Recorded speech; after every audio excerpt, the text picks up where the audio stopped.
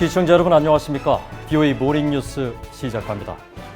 일본을 방문한 마이크 폼페오 국무장관이 미국, 일본, 호주, 인도 등 4개국 회의 쿼드에 참석해 중국의 위협에 대한 인도태평양 지역 국가들의 단합된 대응이 중요하다고 강조했습니다. 국무부는 폼페오 장관의 한국 방문이 취소된 가운데 미한 동맹의 중요성을 거듭 강조했습니다. 김영교 기자입니다. 미국과 일본, 인도, 호주 외무장관들은 역내 증가하는 중국의 영향력에 대한 대응으로 자유롭고 개방적인 인도태평양 건설을 강화하기로 합의했습니다. 일본 정부는 이날 도쿄에서 열린 4개국 쿼드 회의 후 발표한 성명에서 스가 요시히데 총리와 마이크 폼페오 미국 국무장관, 마르즈 페인 호주 외무장관, 수브라마니암 자이상카르 인도 외무장관이 자유롭고 개방적이며 규칙에 입각한 국제질서 강화를 확인했다고 밝혔습니다. 폼페오 국무장관은 중국 문제 중 하나로 신종 코로나 바이러스는 중국 우한에서 발생했고 중국 공산당의 은폐로 악화됐다고 지적하면서 이를 극복하기 위한 쿼드 국가들의 단합을 강조했습니다. America stands with each of you as we work to achieve victory over this horrible pandemic and rebuild our economies together. As partners in this quad, it is more critical now than ever that we collaborate to protect our people and partners from the CCP's exploitation, corruption, and coercion. 일본과 호주도 쿼드 4국의 협력의 중요성을 강조했습니다. 地域において責任を有するパートナーとしてルールに基づく自由で開かれた国際秩序を強化していくという目的を共有しています。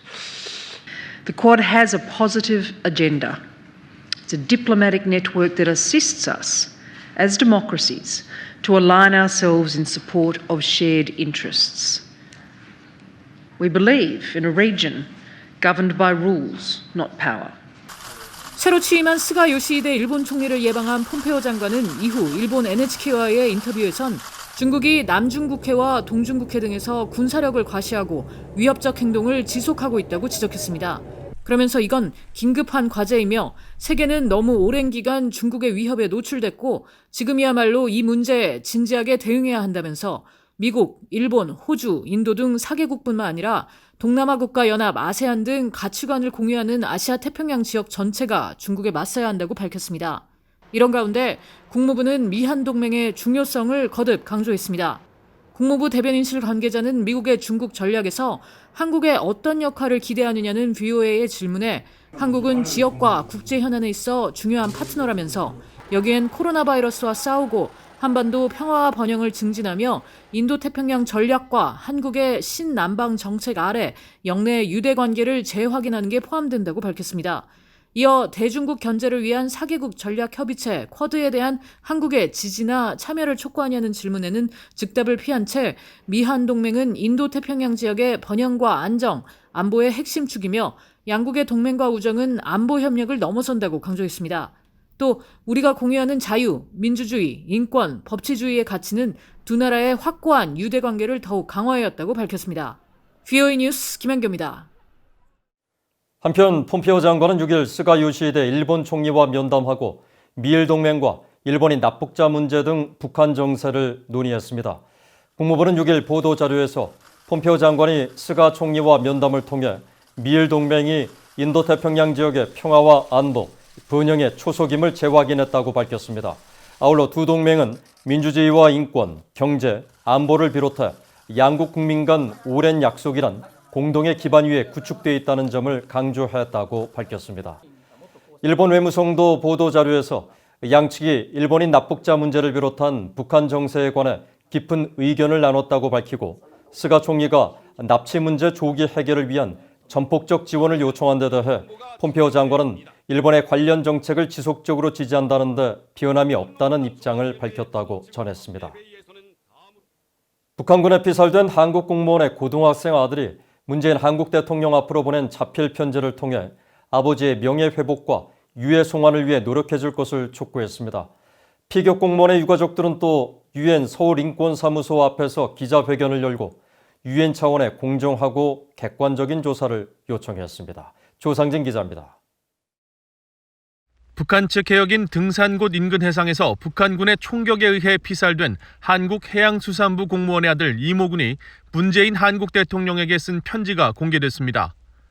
본인을 고등학교 2학년이라고 소개한 이군은 편지에서 아버지가 늦게 공무원으로 임용돼 남들보다 뒤처지지 않기 위해 더 열심히 일했고 직업에 대한 자부심도 높았다면서 한국 정부가 아버지를 월북자로 규정한 데 대해 의문을 제기했습니다. 이군은 수영을 전문적으로 배운 적이 없고 마른 체형을 가진 아버지가 38km 거리를 조류를 거슬러 올라갔다는 것이 말이 된다고 생각하는지 묻고 싶다며 나라에서는 설득력 없는 이유만을 증거라고 말하고 있지만 가족들은 정부의 발표를 믿을 수 없다고 항변했습니다. 그러면서 문 대통령에게 대통령의 가족이라고 해도 지금처럼 할 수 있겠느냐며 시신조차 찾지 못하고 아버지가 잔인하게 죽임을 당할 때 도대체 이 나라는 무엇을 하고 있었는지 묻고 싶다고 말하고 부친의 명예를 회복시켜줄 것과 하루빨리 가족의 품으로 돌아올 수 있도록 해달라고 호소했습니다. 피살된 공무원의 친형인 이래진 씨는 6일 서울 주재 유엔 인권사무소 앞에서 기자회견을 열고 동생의 사망 경위 등을 국제사회가 객관적으로 조사해 줄 것을 요청했습니다. 북한의 잔혹한 만행을 국제사회에 알리고 그다음에 유엔에서 정식적으로 요청서를 보내게 되면 진상규명을 통한 국제사회의 공조와 함께 동생의 안타까운 희생이 새로운 평화의 길로 보다 발전되기를 바라는 마음에서 이 요청서를 제출하러 왔습니다. 이래진 씨는 토마스 오에아 퀸타나 유엔 북한 인권 특별 보고관 앞으로 보내는 조사 요청서에서 이번 사건이 단순한 피격 사건이 아니라 앞으로 미래를 위해 북한의 만행을 널리 알리고 재발 방지를 위한 밑거름이 돼야 한다고 요청 이유를 밝혔습니다. 이와 관련해 유엔 인권사무소는 트위터를 통해 한국과 북한은 국제인권법에 따라 공정하고 실질적인 수사에 즉각 착수하고 수사 결과를 공개해야 하며 북한은 사망자 유해와 유류품을 유가족에게 반환해야 한다고 밝혔습니다. 이런 가운데 한국 청와대는 문 대통령이 6일 청와대 내부회의에서 피살 공무원 아들의 편지를 보고받고 아버지를 잃은 아들의 마음을 이해하며 자신도 마음이 아프다고 밝혔다고 전했습니다. 또 현재 해경이 여러 상황을 조사 중이며 해경의 조사와 수색 결과를 기다려보자고 문 대통령이 밝혔다면서 어머니, 동생과 함께 어려움을 견뎌내기를 바라며 위로를 보낸다고 말했다고 설명했습니다. VOA 뉴스 조상진입니다. 북한에 상주했던 국제기구 관계자들이 심각하게 경제난을 겪고 있는 북한의 문제점을 지적했습니다. 특히 북한 체제의 비효율성과 함께 열악한 사회 기반 시설을 지적하며 근본적인 개선안이 시급하다고 밝혔습니다. 함지아 기자가 보도합니다. 미국 조지 워싱턴대가 북한의 경제 문제를 주제로 개최한 토론회에 제롬 소바주 전 유엔 개발계획 평양 사무소장이 참석했습니다. 소바주 전 평양 사무소장은 북한의 인프라스트럭처, 즉 사회 기반 시설은 고난의 행군으로 불리는 대기근 시절 1990년대, 즉 30년 전 수준을 벗어나지 못하고 있다고 지적했습니다. Public infrastructure in North Korea has not recovered from the collapse of the 1990s. 1990s is the end of the cooperation with the Soviet Union. Soviet Union was a trading partner, but it was also a provider of spare parts, of equipment, and of course, DPRK depended on it very much.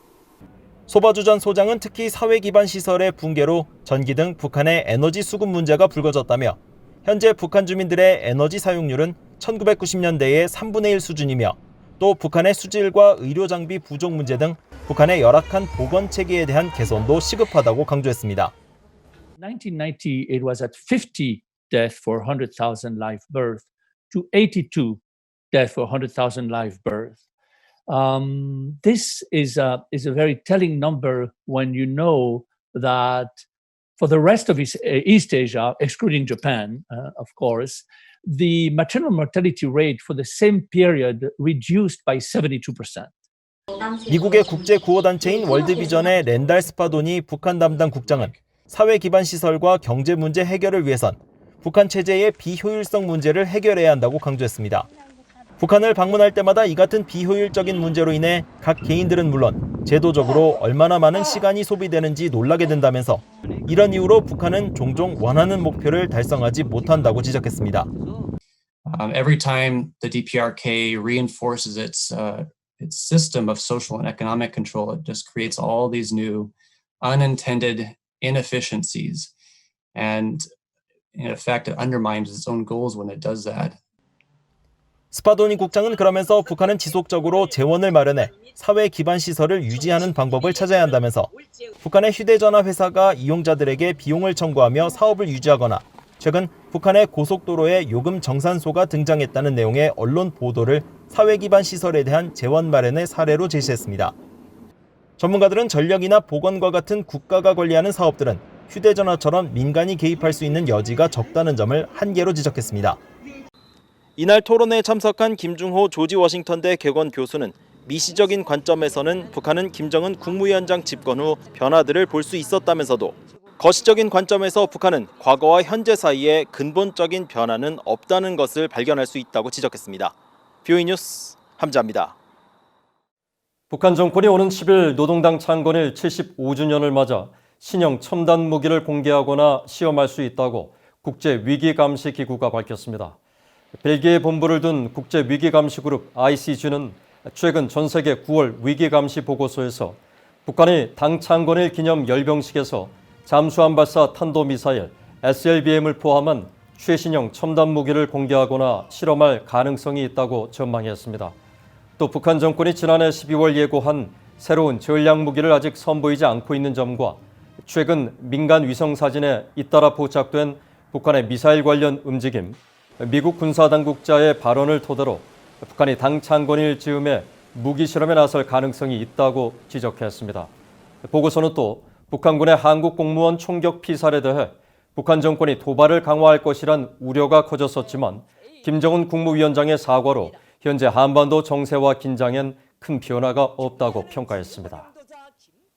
한국통일부가 사무검사 대상 단체로 지정한 통일부 등록법인 민간단체 22곳에 대한 사무검사를 완료했지만 법인 허가 취소가 필요한 심각한 사유는 발견하지 못한 것으로 알려졌습니다.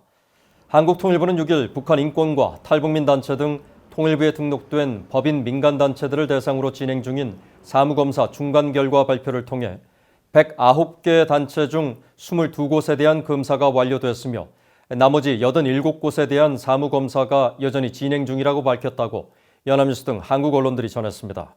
통일부 당국자는 그러나 현재 법인 허가 취소와 같은 심각한 사유는 발견되지 않았다고 말했습니다. 앞서 통일부는 북한 정권이 한국 내 탈북민 단체들의 대북 전단 살포를 문제 삼은 지난 7월 이후 북한 인권과 정착 지원 분야의 민간단체 25곳을 대상으로 우선적으로 사무검사를 추진하겠다고 밝혔고 이에 대해 탈북민 단체들은 표현의 자유 침해 등 북한 인권활동 탄압이라며 반발했습니다. 이상으로 BOE 모닝뉴스를 마칩니다. 시청해주신 여러분 고맙습니다.